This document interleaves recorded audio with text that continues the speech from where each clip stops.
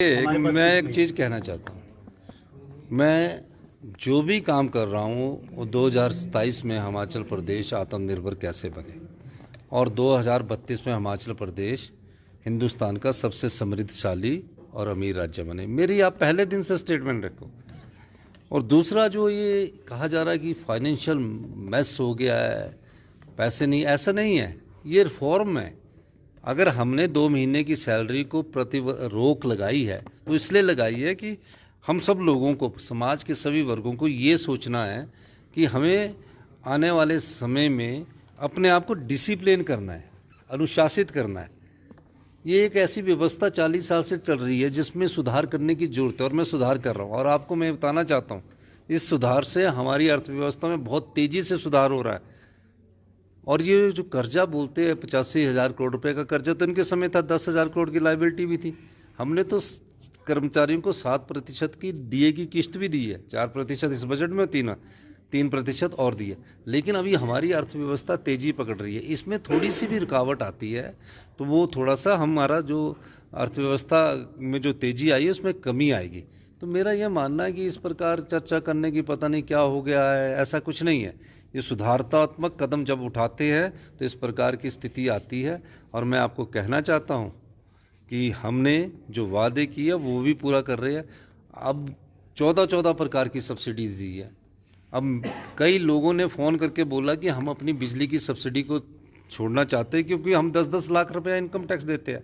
कई लोग बोलते हैं कि हम मुफ्त का पानी नहीं पीना चाहते, पर हमें पानी अच्छा दीजिए। तो उसमें उन्होंने हमको कम से कम 1000 लोगों के मेरे फ़ोन आ रहे हैं हर जगह कि हम छोड़ना चाहते हैं, ये स्टेप अच्छे हैं। तो उस स्थिति को भी हम ठीक कर रहे हैं, फैसले कर रहे हैं और फैसले करके आगे बढ़ रहे हैं।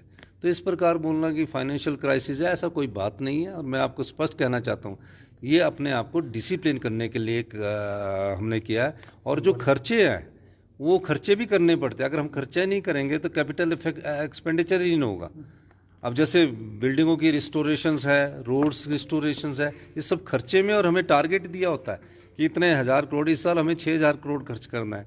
मुझे नहीं लगता कि 6000 करोड़ हम खर्च कर पाएंगे। पिछली बार भी बीजेपी तो कभी खर्च कर नहीं करते, पर हम स्पीड कर रहे हैं, तो उससे भी इकॉनमी को बूस्ट मिलता है और हमारा रेवेन्यू बहुत तेज़ी से बढ़ रहा है। और मुझे खुशी है कि जो हम सुधार कर रहे हैं और जो हम थोड़े बहुत कड़े फैसलों का असर होता है।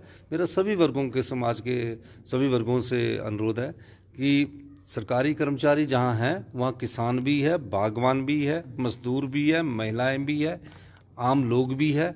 इन सब को अगर अपने क्वालिटी एजुकेशन देनी है, क्वालिटी वाटर देना है, क्वालिटी इलेक्ट्रिसिटी देनी है और क्वालिटी हेल्थ देनी है। हेल्थ सिस्टम आपका चरमरा गया, शिक्षा आपकी चरमरा गई। हमें तो 19 महीने हुए।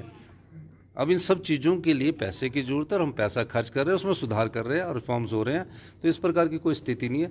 अब जैसे कि हमारे जो सरकारी कर्मचारी की सैलरी है वो मिलनी है, पेंशन वालों को पेंशन भी मिलनी है।